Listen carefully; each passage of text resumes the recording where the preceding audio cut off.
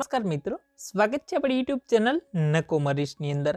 આજના વિડીયોની અંદર વાત કરીએ મિત્રો એસટી બસનું બુકિંગ ઘરે બેઠા કેવી રીતે કરવું, આજના વિડીયોની અંદર વાત કરવાનું છે। એડવાન્સ બુકિંગ, ટિકિટ રદ કેવી રીતે કરવી, ત્યારબાદ છે મિત્રો સમયપત્રક એટલે કે ગુજરાત એસટીનું સમયપત્રક છે તમારા મોબાઈલની અંદર કેવી રીતે ચેક કરવું, સંપૂર્ણ વિગતવાર માહિતી મેળવીએ। એની પહેલાં મારી ચેનલ ઉપર નવા આવેલા હો તો ચેનલને સબસ્ક્રાઈબ કરી અને બાજુમાં આવતા બેલ આઇકોન ઉપર પ્રેસ કરવાનું ભૂલતા। આજના વિડીયોની અંદર વાત કરશો મિત્રો જીએસઆરટીસી બસનું બુકિંગ કેવી રીતે ઘરે બેઠા કરવું। સૌપ્રથમ છે મિત્રો એના માટે આપણે એક એપ્લિકેશન જોશે। જીએસઆરટીસીની ઓફિશિયલી એપ્લિકેશન છે ગૂગલ પ્લે સ્ટોરની અંદરથી છે તમારે અહીંયા જીએસઆરટીસી ટાઈપ કરવાનું છે અથવા તમને ડિસ્ક્રિપ્શન બોક્સમાં લિંક પણ મળી જશે। પ્લે સ્ટોરમાંથી તમારે ડાઉનલોડ કરવાની, મેં ડાઉનલોડ ઓલરેડી કરેલી છે એટલે અહીંયા તમને અહીંયા જીએસઆરટીસીની છે એપ્લિકેશન બતાવશે। ત્યારબાદ છે મિત્રો અહીંયા એડવાન્સ બુકિંગ ઉપર છે તમારે ક્લિક કરવાનું છે। એડવાન્સ બુકિંગ ઉપર ક્લિક કરશો એટલે આ પ્રકારનો એક પેજ છે ખુલી જશે। ત્યારબાદ તમારે કયા સ્થળેથી છે કયા સ્થળે જવું એ તમારે અહીંયા ટાઈપ કરવાનું। અહીંયા જે સર્ચની અંદર જે નામ આવશે ને એ દ્વારકા અહીં સિલેક્ટ છે તો તમારે અહીંયા જે સર્ચ એ જ તમારે અહીંયા નાખવાનું રહેશે। તમારી રીતે તમારે નથી લખવાનું, સર્ચ કરવાનું રહેશે। હવે કઈ તારીખનું બુકિંગ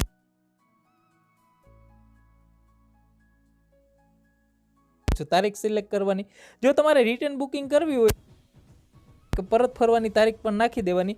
હવે તમારે ખાસ ધ્યાન રાખવાનું કે તમે કેટલા જણાની બુક કરવાની છે, એક જણાની છે, બાળક તમારી સાથે છે કે મહિલા તમારે રહેવાનું છે કે ભાઈ મારે સિંગલ જ બુક કરવી છે તો એક બાળક હોય તો તમારે રહેશે એ પ્રમાણે મારે સિંગલની બુક કરવાની છે। તો ફોર એક્ઝામ્પલ તમે જેટલી હોય અને તમારે જે જગ્યાએથી જે જગ્યાએ જવું હોય તે તમારે અહીંયા નાખવાનું રહેશે। તમે ફોર એક્ઝામ્પલ રાજકોટથી છે તમારે ભાવનગર જવું તો તમારે રાજકોટથી ભાવનગર અહીંયા સર્ચ કરવાનું। તમે 2 જણા હો, એક બાળક હોય તો એ પણ તમારે અહીંયા નાખી દેવાનું તમારી રીતે કે એક મહિલા કરવાનું છે મિત્રો। ત્યારબાદ છે હું શોધો ઉપર ક્લિક કરીશ। અહીં મિત્રો અલગ અલગ બસો બતાવે છે, ગુર્જર નગરી છે, ત્યારબાદ એક્સપ્રેસ છે, સ્લીપર છે, તમારે કઈ બસની અંદર જવું છે એનું ભાડું પણ સામે લખેલું છે કે એટલું ભાડું રહેશે, એક્સપ્રેસનું કેટલું ભાડું રહેશે, સ્લીપરનું એટલું ભાડું રહેશે। તમારે જ્યાં જવું હોય તેનું ભાડું અલગ અલગ થશે। અહીંયા ફોર એક્ઝામ્પલ મેં દ્વારકાથી અહીંયા જામનગર માટેનું લખેલું છે તો અહીંયા આ જે બસ છે એ દ્વારકાથી ભાવનગર માટેની છે પણ મારે જામનગર જવું છે તો એનું ભાડું 119 રૂપિયા છે।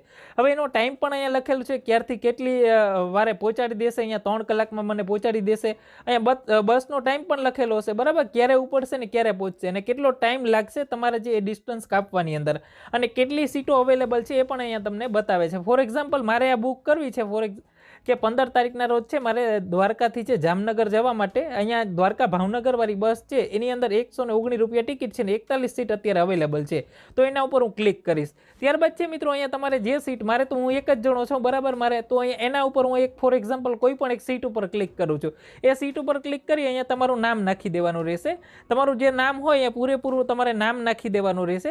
અહીંયા મારું નામ નાખી દઉં છું। ત્યારબાદ છે મિત્રો નામ નાખ્યા બાદ છે તમારી ઉંમર નાખવાની કે તમે મેલ ફિમેલ છો એ તમારે ટિક કરી દેવાનું રહેશે। ઉંમર છે તમારે અહીંયા નાખી દેવાની કે ઉંમર નાખી દેવાનું, અહીંયા તમારું સાચું ઈમેલ આઈડી નાખવાનું, ત્યારબાદ તમારા ફોન નંબર આપવાના, ત્યારબાદ બુકિંગ પુષ્ટિ કરો એના પર તમારે અહીંયા ક્લિક કરવાનું છે। ત્યારબાદ છે મિત્રો એક આગળનું પેજ ખુલશે। ટિકિટનો દર બતાવે છે 119 રૂપિયા ટિકિટનો ભાવ છે, એમાં 5 રૂપિયા રિઝર્વેશનનો ચાર્જ થશે ને 5 રૂપિયા છે ટોલ ફ્રી છે અને તમને ટોટલ જે છે 10 રૂપિયા ડિસ્કાઉન્ટ મળશે, 119 રૂપિયા છે ટિકિટનો ભાવ પડશે તમને। ત્યારબાદ છે મેક પેમેન્ટ ઉપર 2 રીતે અલગ અલગ રીતે તમે પેમેન્ટ કરી શકો છો, પે જીઓવી અને જે એગ્રી પે ઉપર થઈ અને તમે 2 રીતે પેમેન્ટ કરી શકો છો। આ તમારો છે રેફરન્સ નંબર છે એના ઉપર કન્ટિન્યુ કરવાનું છે, એ તમે સ્ક્રીનશોટ પણ લઈ શકો છો। આ પ્રકારનો એક પેજ ખોલી જશે। ત્યારબાદ છે તમને અહીંયા બતાવે છે કે ભાઈ 119 રૂપિયા તમારી ટિકિટ છે, તમારા પાસે ક્રેડિટ કાર્ડ હોય તો એના ઉપર અહીંયા બતાવેલું છે, તમારા પાસે ક્રેડિટ કાર્ડ હોય તો એનાથી પણ તમે પે કરી શકો છો, તમે ડેબિટ કાર્ડ હોય તમારા પાસે એટલે કે એટીએમ હોય તમારું બરાબર તો એનાથી પણ તમે પે કરી શકો છો, યુપીઆઈ થ્રુ પણ પેમેન્ટ કરી શકો છો અને નેટ બેન્કિંગ થ્રુ પણ પેમેન્ટ કરી શકો છો। નેટ બેન્કિંગની અંદર એચડીએફસી છે, આઈસીઆઈસીઆઈ છે, કોટક બેંક છે, અલગ અલગ એક્સિસ બેંક છે, અલગ અલગ બેંક થ્રુ છે તમે પેમેન્ટ કરી શકો છો। યુપીઆઈ આઈડી હોય તો યુપીઆઈ થ્રુ પણ તમે પેમેન્ટ કરી શકો છો મિત્રો। અહીં તમારા યુપીઆઈ આઈડી નાખી દેવાના રહેશે, તમારા યુપીઆઈ આઈડી જેમાં હશે ત્યાં તમારી લિંક જશે, એના થ્રુ તમે પેમેન્ટ કરી શકો, ડેબિટ કાર્ડ થી પણ પેમેન્ટ કરી શકો છો। તો અલગ અલગ આ મેથડ છે એના દ્વારા છે તમે પેમેન્ટ કરી શકો છો। મિત્રો કોઈ કારણોસર છે એ તમારે ટિકિટ રદ કરવી હોય તો તમે ફરી પાછા એપ્લિકેશનની અંદર આવી અને ટિકિટ રદ કરો એના ઉપર ક્લિક કરશો તો તમને અહીંયા નંબર માગશે, PNR નંબર છે, તમારા જે મેલ આઈડીની અંદર છે આ તમારી એક PDF છે એ ટિકિટ રૂપે જશે, બરાબર. એની અંદર લખેલ હશે ઈમેલ આઈડી, તમારા મોબાઈલ નંબર અને ટ્રાન્ઝેક્શન પાસવર્ડ છે એ પણ તમને ઈમેલ આઈડી અને તમને જે ટેક્સ્ટ મેસેજ દ્વારા મળશે અને સબમિટ ઉપર કરો એટલે આ તમારી ટિકિટ છે કોઈ કારણોસર તમારે રદ કરવી તો રદ પણ.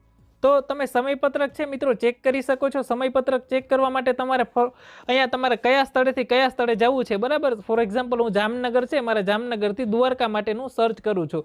ત્યારબાદ છે અહીંયા શોધો ઉપર ક્લિક કરશો એટલે તમને તમામ બસનું છે અત્યારે જે જવાની બાકી હશે એ તમને બતાવશે. આવનારી બસો જે વહી ગઈ હશે એ નહીં બતાવે, બરાબર.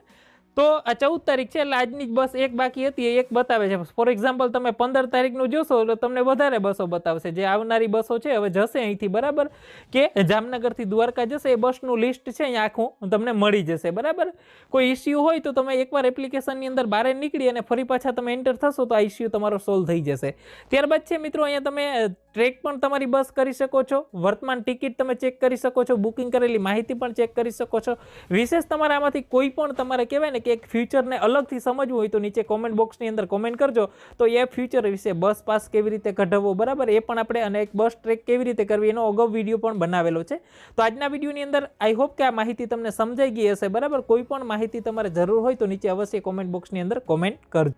મિત્રો વધુ માહિતી માટે અમારી આ ચેનલને આજે જ સબસ્ક્રાઇબ કરી લ્યો. ખેડૂતો અને ગુજરાત સરકારની તમામ યોજના આજે જ મેળવવા માટે આ રેડ બટન દેખાય છે સબસ્ક્રાઇબ વાળું, તેને સબસ્ક્રાઇબ કરો અને જ્યાં બેલ આઇકોન પ્રેસ થઈ રહ્યું છે તેને પ્રેસ કરવાનું ભૂલતા નહીં.